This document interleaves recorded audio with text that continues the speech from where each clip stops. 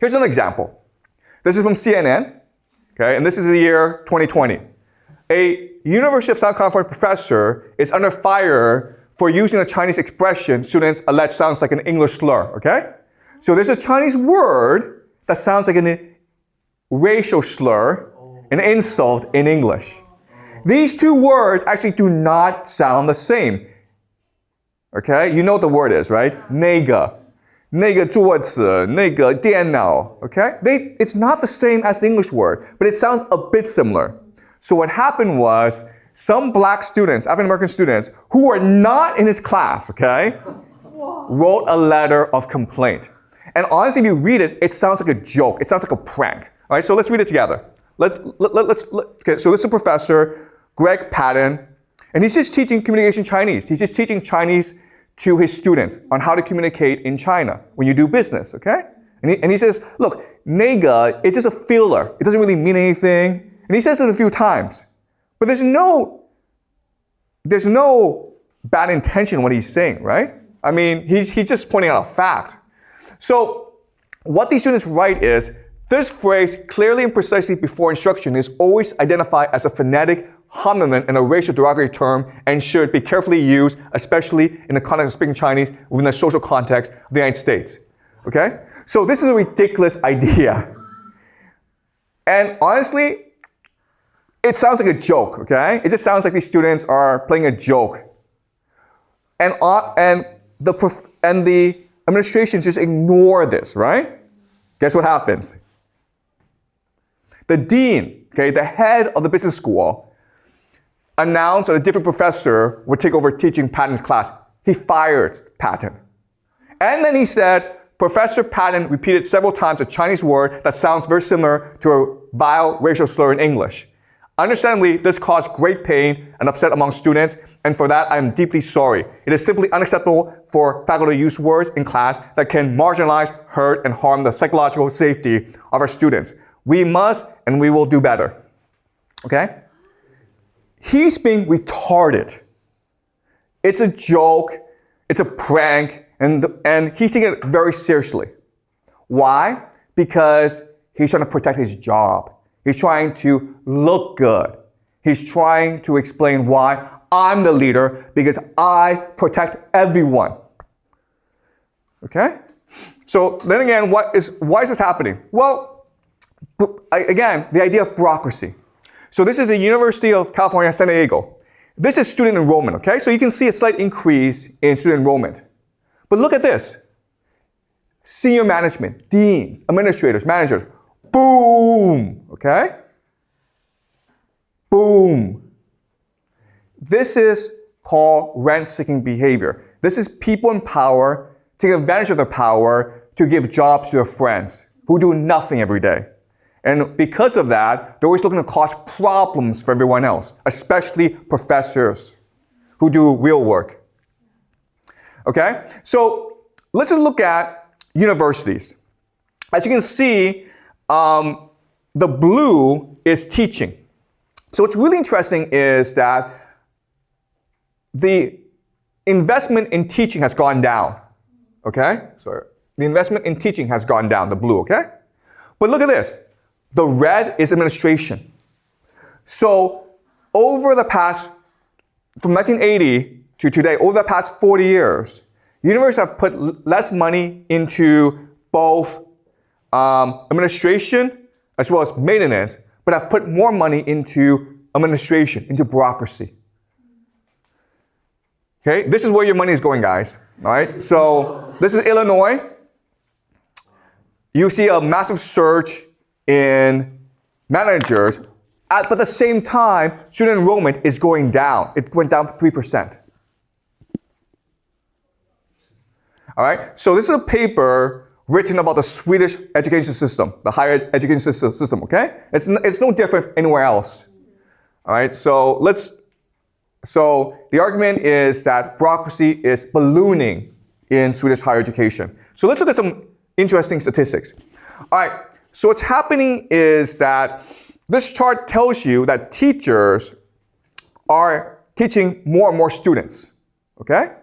Teachers are teaching more and more students, but administrators are managing less and less students. And the reason why is teachers are fewer and fewer, but managers are more and more. That makes no sense. Okay?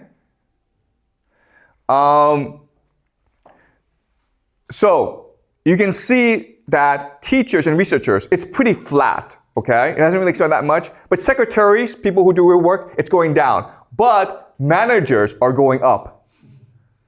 Okay? So if the university is facing problems, the first thing you should cut are the people who do no work, right? But it's the opposite. People who do no work, the managers, keep their jobs. And in fact, they pay themselves more. And the professors and the maintenance and the secretaries lose their jobs to cut costs. Okay?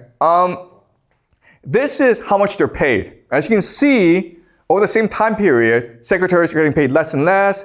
Teachers are getting paid less and less. But look at this. Managers are getting paid more and more. These are the different departments, okay, of a university. So as you can see, okay, the jobs, the departments that do real work, IT, HR, they're going down, but management is going up. All right, so the people who do absolutely no work, their jobs keep on going up, and they get paid more and more. And as I said, the problem with bureaucracy is not only do managers do nothing every day, but they expect others to do more work. Okay? So professors, researchers, teachers, they're doing more work because the managers are giving them more paperwork to do. Okay? Like evaluations and all that. So professors spend now almost 20% of their workday on paperwork given to them by managers. And this paperwork is not necessary. It's just given to them to justify the jobs of the managers, okay? This is America. We go back to America. And as you can see, this is a university called Gallaudet. And as you can see, over a 20-year period, the blue are the salaries of professors. And it's pretty stable, okay? You went from 72 to 86, not a huge increase. But look, for managers, okay, the president, it doubled from 141 to 280. It doubled. Right now, the salaries are over 3 times as much as faculty.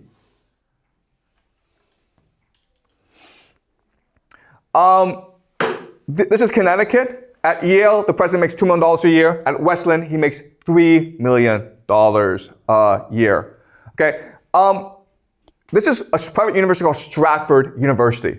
And it went bankrupt. Right now, more and more universities are going bankrupt because obviously you have too many managers and all they do is get huge paychecks for doing nothing. Eventually, you're going to go bankrupt, right? So, yeah? Sorry to interrupt, but the school board is not stupid. So, I mean, this is a fact. And so why don't they just change anything? That's a great question, okay? The reason why is they're all friends. The school board, the president, the vice president, they're all friends. And that's why they can do this. Because they control all the power. They're all friends. And it's in their best interest to steal together, right? Because if you steal by yourself, then you might get caught. But if you steal together, then you're untouchable, okay? So this is exactly what happens at Stratford University.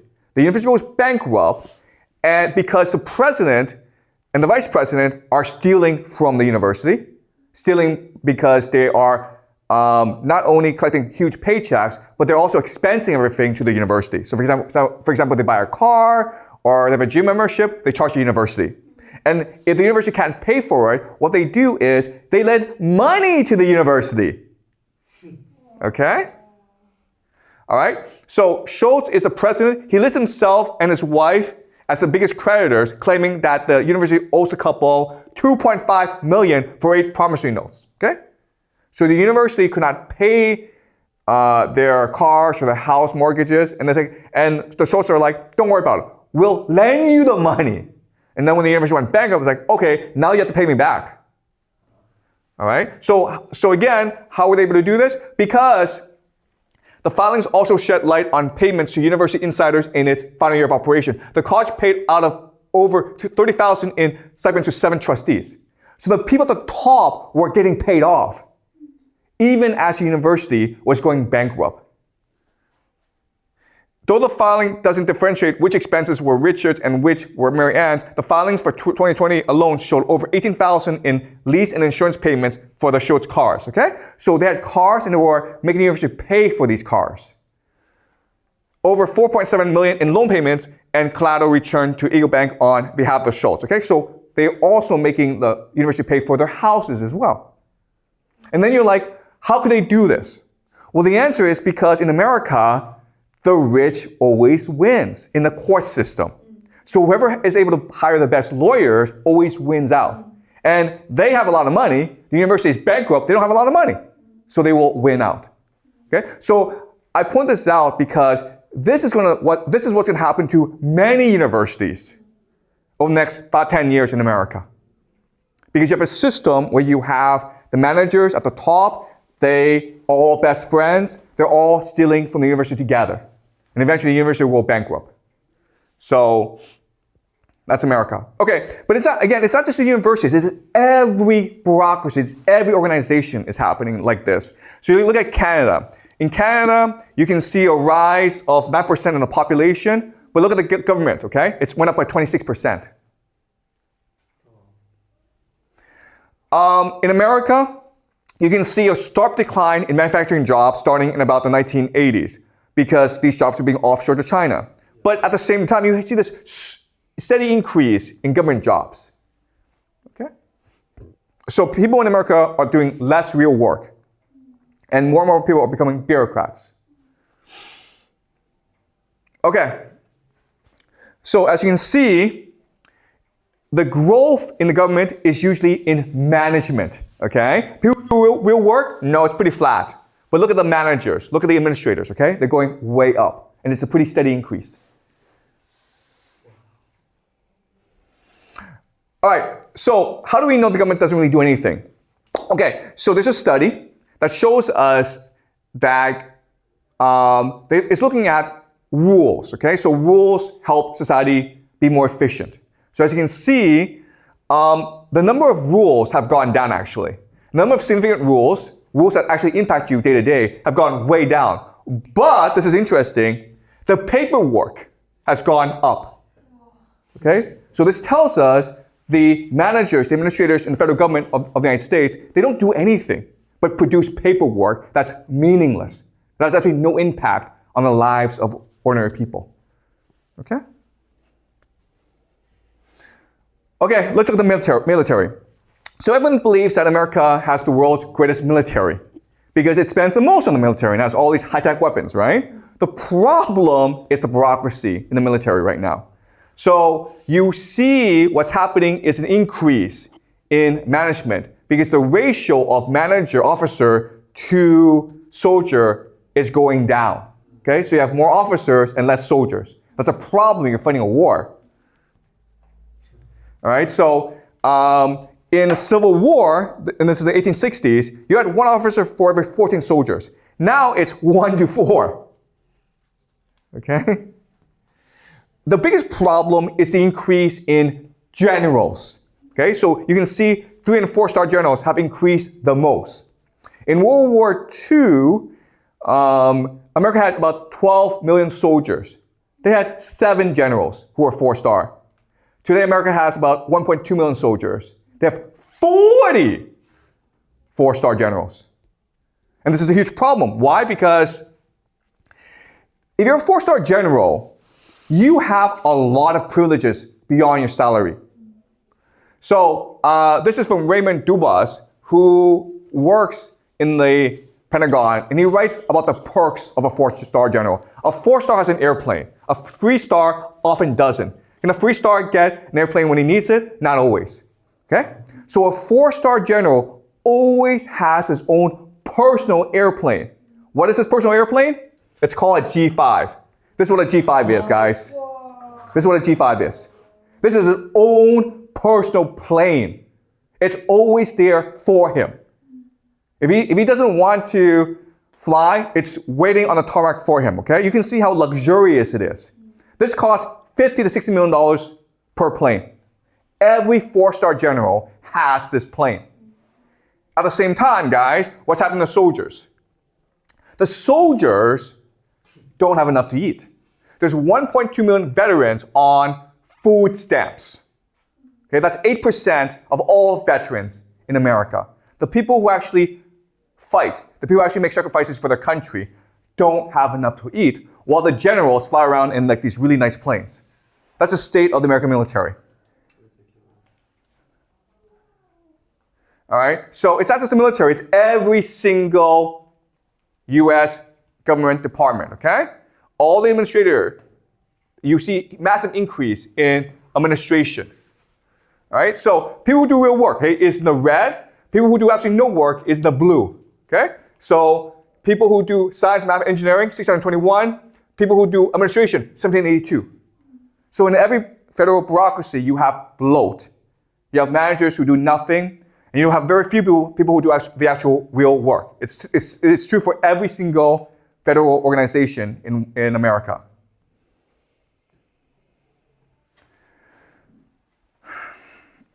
So this just shows you the ratio of managers and supervisors to other employees. What's really funny about bureaucracy is evaluation is very important. Who does the evaluation? Managers do the evaluation. So at the end of the year, they do performance review, and what happens is they evaluate themselves and their friends and say, "You really did a great job." And they then look at other people who do the real work and says, "You guys could do better, okay?" So outstanding is the highest performance review for the government, right? 64% got outstanding, okay? Managers who do nothing every day. 47% got outstanding for every other job. All right? So it's a rigged game. Same thing with hospitals. The brown is the growth in doctors. You can see it's pretty steady. But look at the administrators. Okay? The yellow are the administrators. It's blowing up, okay? And so it forces healthcare costs to go up. The reason why healthcare is so unaffordable in the United States is not because it has the best healthcare in the world. It doesn't. It's expensive because it's got so many administrators who do nothing every day. All right? So what do these managers do? Well, the managers always think of new ways to screw everyone else. Okay, so these are health insurance companies, and this is their denial rates, okay? So you work hard for 40 years, you pay your health insurance, okay? And then maybe you get cancer, and then you go to the doctor charges you like $1 million, and you're like, you don't have $1 million, but you have insurance, so you go to an insurance company, it's like, hey, I paid 40 years of insurance fees. Can you help me out? And look, the insurance company, United Healthcare, about a third, 32% of all claims are denied. And they do this as practice because if you fight them, they'll say, okay, you know what, we'll agree to pay you back, okay? But if you don't fight them, then they're like, great. Okay? So it's extremely unethical. And so that's what managers do every day. Think of new ways to screw over their patients and doctors.